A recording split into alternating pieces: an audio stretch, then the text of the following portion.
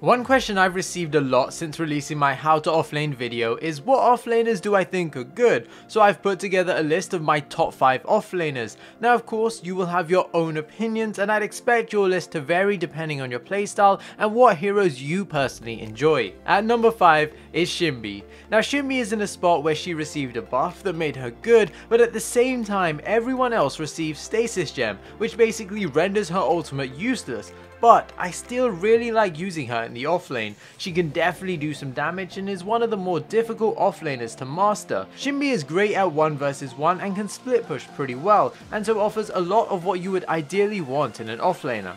I wouldn't necessarily recommend starting with Shem B if you are new to the offlane because she's not that easy to pick up and play. You also need to track when the enemy use their stasis so that you don't end up wasting your ultimate. Shem B also has a lack of CC, which makes ganking her lane pretty difficult as you'll be relying on your jungler to hit his abilities. And number 4 is Quan. Traditionally Quan was considered a jungler, but he's pretty good in the offlane too. His kit provides him with sustainability and survivability with passive lifesteal and free armor when he needs it with his right mouse button. It makes him one of the better choices against Revenant because you can use his armor when Revenant uses his Q to reduce the incoming damage. Quan also offers something when it comes to ganks. He can tether enemies, allowing his jungler to easily come in and pick up at least one of the duo. Quan's wave clear isn't that bad either with his right mouse button, and while 1v1 might not be the best, he really offers something in team fights. Being able to root multiple targets and ult in on them can be game changing, especially if you catch the enemy carry.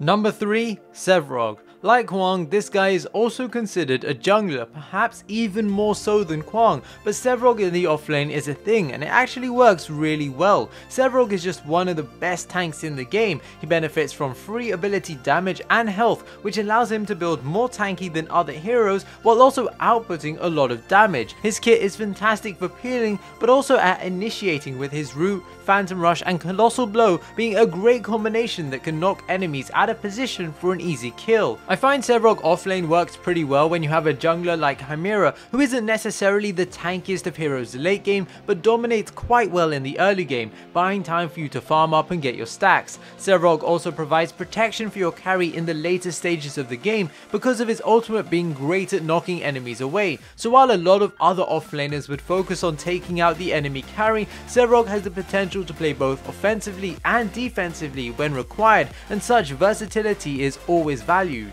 And number 2 is Graystone. Perhaps it comes as no surprise that Graystone is on this list. I mean, you just hold W, right? Well, it's not that easy, but the reason I like Graystone is that he makes learning the offlane role a lot easier for new players. You have a lot of survivability in Graystone with his leap, ultimate and basic attack block, essentially wrapping up new players in cotton wool to protect them from the dangerous reality that is the offlane. Graystone is the perfect split pusher. He can shove waves really fast and does a good deal of tower damage. He also chunks away at enemy heroes, offering something in team fights. He does lack quite a bit, however. He has no CC unless you count his ultimate slow, which means that ganking his lane is pretty difficult. He's not necessarily offering much in the form of peel, and in team fights Graystone is going to be solely focusing the enemy's damage dealers because he doesn't really offer much defensively. And number 1 is Peng Mao. This old man has everything you want in an offlaner, and that's no surprise really,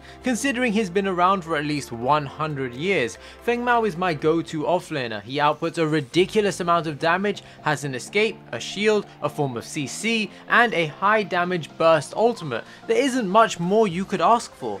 Peng Mao is number 1 on this list for multiple reasons. He's easy to learn. Yes, it takes a while to practice his frame cancelling, but it's relatively basic. His dash gives him a huge damage bonus, and combining that with his E and ultimate make him a real threat to carries or even the duo lane if your jungler is nearby. Peng Mao is also great at pushing waves because of his hamstring AoE and the fact that his basic attacks cleave, and his damage output means that Peng Mao can act sort of like an assassin, but is a lot tankier than your traditional assassins like Countess. This ensures that Peng Mao is great at team fights as well as split pushing, and you're not sacrificing one for the other, which is the case with a lot of other offlane heroes.